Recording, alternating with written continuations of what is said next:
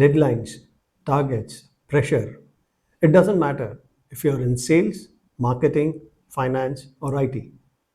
The stress of meeting targets is real, and it's going to get worse day by day because of business competition, unemployment, and AI coming into picture. The truth, the target itself may not be the problem. It is how you handle it will make the difference between burnout and breakthrough. Today, let's talk about some practical tips that you can implement to hit your numbers without destroying your health.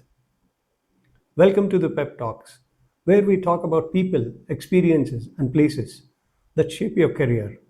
I'm Shashikant, and over decades of managing teams and targets, I have realized that it is possible to meet targets without destroying your physical and mental health. Let's talk how.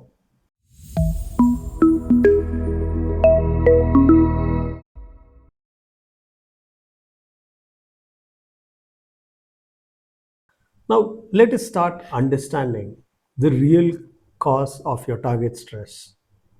See, targets are meant to push you so that you do better.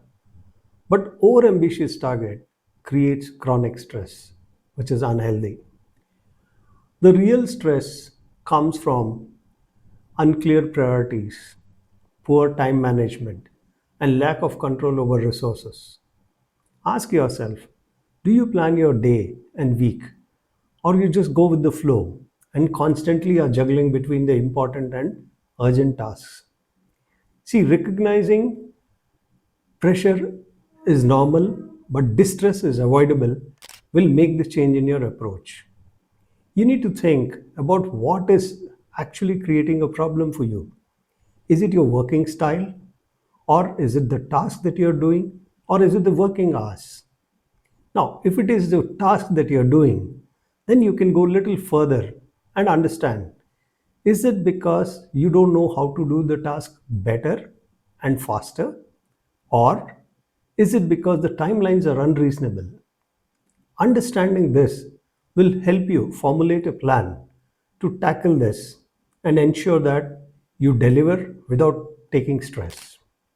Now let's understand this other part of it in terms of what does it lead to if you do not take care of stress and if you don't control it, what does it cost you?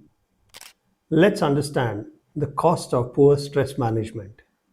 Chronic stress leads to poor decision making, short tempered, your ability to have good relationship with your peers, colleagues and at home.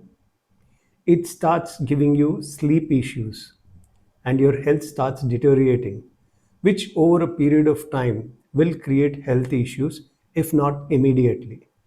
Okay, chronic stress, if not checked, will lead to burnout and create some issues for you which will crop up, and maybe at times you'll not be able to undo them. So let's talk about some practical tips that you can implement in your day-to-day work to ensure that you don't give in to the stress and manage it better to hit your numbers. First and foremost, break the target into daily, weekly, and monthly. Because when you look at your annual target, it is very, very scary. But when you break it down to monthly and weekly and then maybe daily, it is easy for you to tackle them. So do that and ensure that you monitor them daily. That means if you have made a target for today, ensure that every day you check out your progress. Secondly, plan your energy, not just time. What I mean by that, you please identify at what time of the day you are at very high energy levels. Schedule all your important tasks around it. Don't stack all the high pressure tasks back to back because that is going to drain you off totally. So just give break in between. So if you're coming out of a very long meeting which is very stressful, don't get into another important task immediately. Take a 5-minute break, walk about in the office, go grab a cup of coffee, or do some breathing exercise, and then get into the second meeting. That way, what happens, you're giving your mind and body time to recover and then come back to action mode. Point number three, never ever bother about what is out of your control. Focus only on what is in your control. Remember the circle of influence that we read about.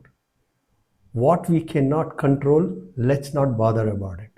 Focus only on what you can control and make progress towards it. And whenever you feel that a task is being given to you where the deadlines or the task itself is unrealistic, say no, say very smartly, explain that within this timeline that is being given to you, the quality that is expected or the output that is expected is likely to be of a lower quality. Lastly, I think you need to keep this in mind. The targets matter, success matters. It is very important for us to meet our targets and be successful. But please understand at what cost is it coming? Because if you are not able to make money today, you can make money tomorrow.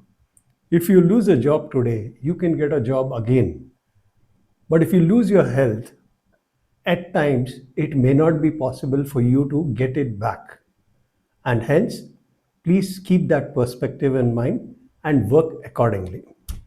Now, apart from these tips of how you handle stress at work, there are certain lifestyle changes that you need to make, which without which I don't think you're going to get over the stress damage that is going to happen to your body and to your mind. First and foremost, I think you should have a habit of sleeping in time and waking up at a particular time. Now, I know it's not possible when you're working that there is a proper schedule for sleeping, but I am telling try as far as possible to ensure that you have a schedule and you stick to it, right? Secondly, have balanced meals. It is not important for you to eat a lot of quantity, but it is important for you to time your meals and have it in time. Okay, so if you are used to 2 meals a day, ensure that you are having those 2 meals in time.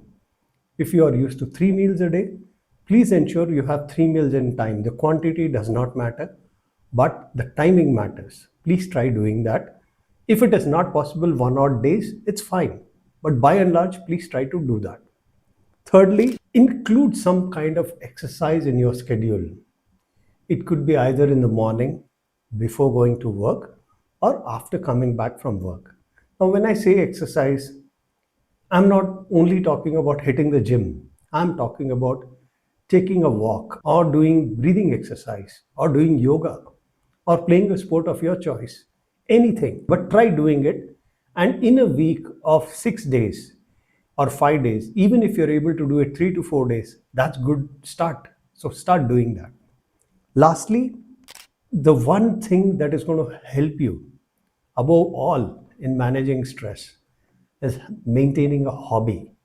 It could be anything. It could be playing a musical instrument. It could be playing a sport. It could be going on a drive. It could be going on a walk. You may not be able to do it daily. You may not be able to do it every week also. But even if you're able to do it once in a while, or if you can do it regularly, nothing like it. And then you'll see the difference on how you're able to manage stress better. So I hope these things help you and you're able to do it, because the cost of not doing it is very, very huge. So think about it and then do it. So at the end of it, I would want to summarize it.